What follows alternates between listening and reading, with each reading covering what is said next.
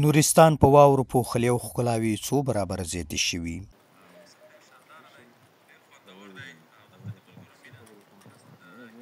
ګڼ خلک چې په دې سړه هوا کې د نورستان نندارې ته راغلي وایي د دغه ولایت د خلکو میلمه پالنه او چلند د سیالګرو سره ځانګړی دی.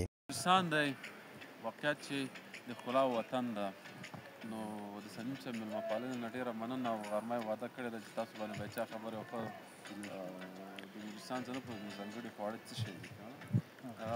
دوی وایي د نورستان د ښکلاو په اړه یې ډېر څه اورېدلي وو، خو له نږدې لیدلو یې ورته د طبیعي ښکلاګانو هغه تنده خړوب کړه چې له کلونو یې تنده غري وو. دلته ډېر کار شوی ده، د والي صاحب په راتګ سره ولایتي اداره هم ډېره فعاله ده او دلته کارونه هم ډېر زیات شوي دي او ولایتي اداره هم ډېره فعال ده د سړک په خلاصولو کې د واورې او د امنیت په څخه کې. انشاءالله موږ داسې ډېر په ډاډه زړه باندې راغلو او هلته هم د فضا نه او د ښایسته هوا نه او د نورستان ډېر خوند هم واخیسته.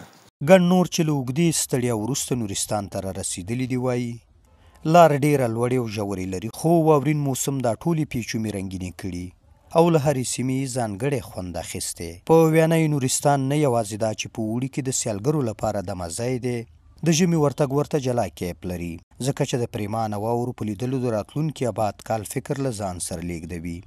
واقعیت چې لاره یوه ډېره ښایسته منظرهیي لاره ده، یو ډېره ښه ننداره مو وکړه او طبعا ما وړاندې فکر کوم چې مزلونه به ستړي کوونکي، خو د نورستان مزل موږ ته ډېره تفریح راکړه، یعنې ډېر خوند مو ترې واخیسته.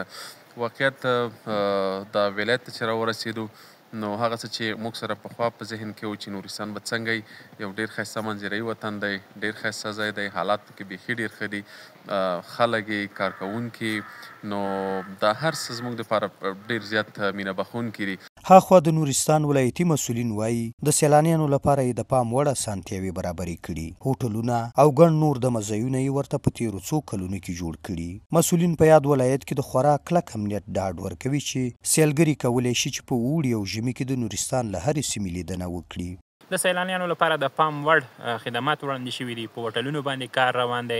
د دې ترڅنګ په یو شمېر هغه سیاحت ځایونه چې دي دوی د دمه ځای چې د هلته کپې ځای پر ځای کیږي، تاریخي ابداتو نه دلته ساتنه شوې ده مکمل، چې همدغه علت ده چې د دننه هیواد ولایتونو نه سربیره د ګڼ شمېر هیوادونو نه سیلانیان دغه ولایت ته راځي. باورونه دا دي که د نورستان لویه لار ورغول شي او سیلانیانو ته نورې اسانتیاوې هم برابرې شي، ګڼ کورني او بهرني سیلانیان به پر دغه ولایت رامات کړي. سحر ګل احساس، امید راډیو، نورستان.